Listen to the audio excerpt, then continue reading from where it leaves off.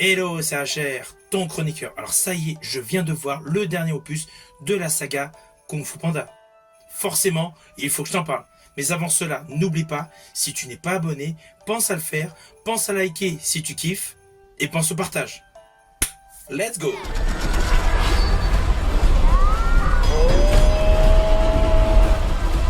T'as trouvé un rival à ta mesure, Caméléon.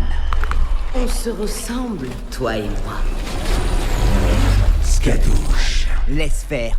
Je vais lui botter mes fesses. Alors avant d'aller plus en détail sur Kung Fu Panda, forcément, un petit récap est nécessaire, avec notamment Kung Fu Panda 1. So I'm still digesting, so my kung fu might not be as good as later on. DreamWorks Kung Fu Panda. How's that? Dans le premier opus de cette saga datant de 2008, nous avons découvert le panda Po, qui est costaud, maladroit, on va dire qui baigne un petit peu dans l'humour, souhaite devenir un grand maître du Kung Fu. C'était le postulat de base de ce premier opus, avec une case départ assez rigolote car il est simple serveur de nouilles dans le restaurant de son père. Et coup de théâtre, il est élu pour accomplir une ancienne prophétie. De ce fait, son rêve s'accomplit pour rejoindre le Kung Fu. Et de surcroît, il apprend ses fameux arts martiaux avec ses 5 idoles, qui sont les 5 cyclones, la tigresse, Grou, Vipère, le singe, Aimante et bien évidemment Maître Shifu. Maître Shifu qui est un personnage que j'apprécie particulièrement. L'histoire était certes assez simpliste, mais c'était du grand renouveau pour DreamWorks. Et honnêtement, j'ai tout de suite adhéré au personnage du panda Po. S'ensuit Kung Fu Panda 2. DreamWorks Kung Fu Panda 2. Cet opus a été réalisé en 2011. Alors honnêtement, cet opus c'est plus un côté divertissement. On n'a plus l'intronisation du personnage car nous l'avons découvert dans le premier opus de 2008. Là, il y a beaucoup plus l'effet gag, l'effet divertissement, l'effet action. Et le pitch de celui-ci était assez simpliste également, mais honnêtement, les lignes scénaristiques étaient bonnes. Alors évidemment, dans cet opus, le postulat de base de Po est radicalement différent vu qu'il est devenu le fameux guerrier dragon. Il a une mission dangereuse, une mission intense, une mission captivante. Il doit impérativement protéger l'harmonie dans la vallée de la paix avec ses amis les 5 cyclones. Évidemment, un nouvel ennemi va arriver, c'est assez logique, assez classique, et celui-ci va perturber cette harmonie. Car cet ennemi a une énorme ambition. Il veut ravager la Chine, il veut la conquérir, il veut la dominer. Et surtout, éradiquer le Kung Fu avec une arme secrète. Bon, de fil en aiguille, forcément, Po s'en sort avec ses amis, il domine le mal, parce que c'est comme l'objectif principal de cette saga, montrer que le bien domine toujours par rapport au mal. Alors oui, c'était un bon divertissement, mais selon moi, il était un petit peu en dessous du premier opus de 2008. En 2016, il y a eu Kung Fu Panda 3. Oh, arrête de jacasser. Tu jacasses, tu jacasses, tu jacasses, tu jacasses, tu jacasses. T'attends. Tu jacasses. DreamWorks présente Kung Fu Panda 3. Alors honnêtement, je vous le dis d'entrée de jeu, ce troisième opus de la saga Kung Fu Panda, je l'affectionne particulièrement. Pourquoi? J'adore les pandas. Ça peut faire sourire, mais j'adore les pandas. Et dans cet opus, la communauté des pandas est mise en exergue, avec une histoire touchante. Alors pourquoi me direz-vous? Tout simplement parce que le père de Po, qui avait disparu depuis des années, revient soudainement retrouver Po. Et là, du coup, nous avons un côté mystique, car Po, avec son père, vont faire un très grand voyage pour aller au fameux territoire secret des pandas. Et par ailleurs, tous les pandas qu'ils vont découvrir dans ce fameux territoire sont tous plus fous les uns que les autres. Là, vous allez avoir une multitude de gags qui vont faire retrouver votre esprit d'enfance. Évidemment, un grand méchant apparaît dans ce long métrage. Il s'agit du maléfique Kale. Celui-ci a un seul objectif, affronter tous les plus grands maîtres de Kung Fu sur l'ensemble de la Chine. Il veut devenir le maître incontesté du Kung Fu. De ce fait, notre panda Po a une tâche assez compliquée. Il doit transformer tous les pandas qui font que des conneries, grosso modo, avec beaucoup de gags, beaucoup de plaisanteries, en véritables guerriers, devenant expert en kung-fu. Évidemment, forcément, notre panda Po y arrive et le territoire est protégé. Et c'est là que nous arrivons sur ce 4e opus qui date donc de 2024.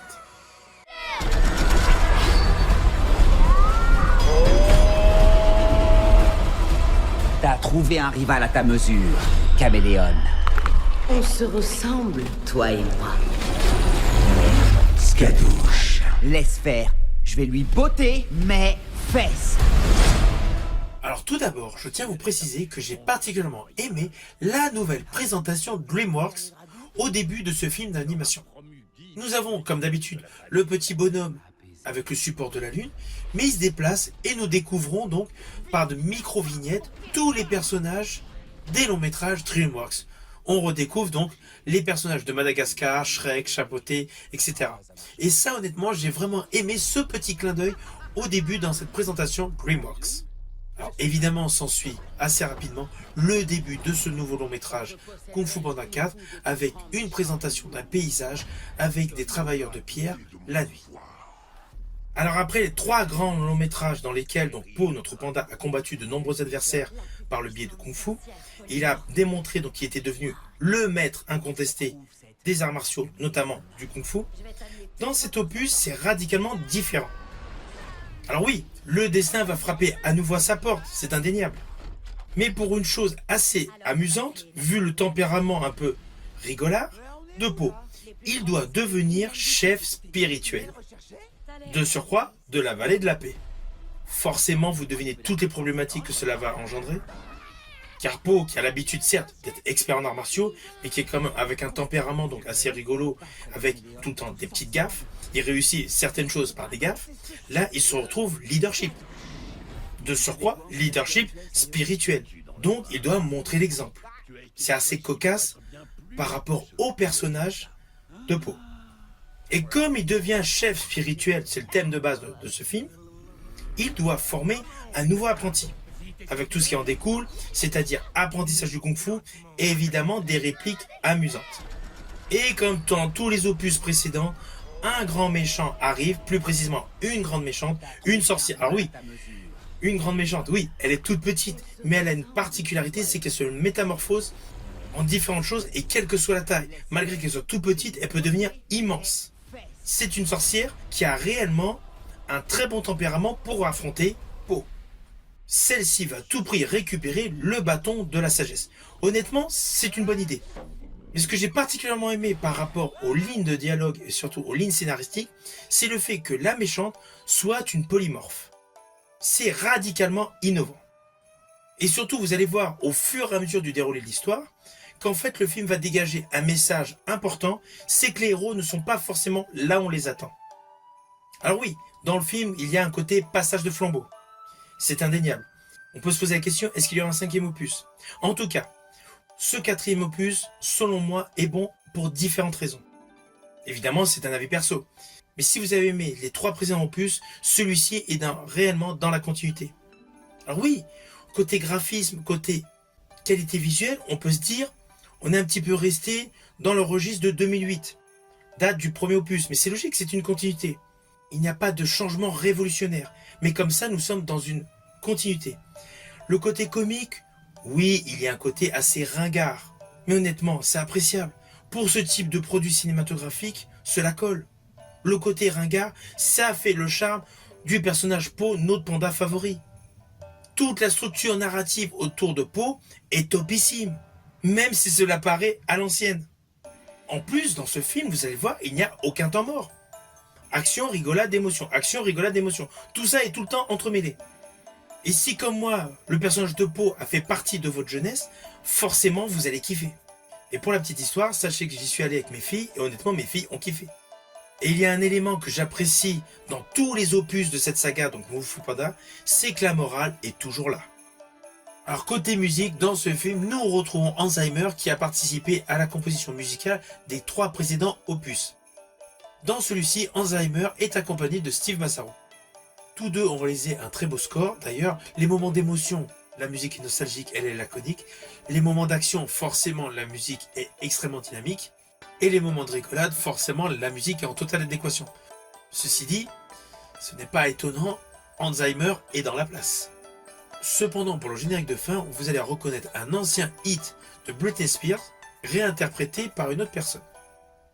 D'ailleurs, je vous invite à rester pendant le début de ce générique, car vous allez découvrir une scène d'entraînement assez cocasse.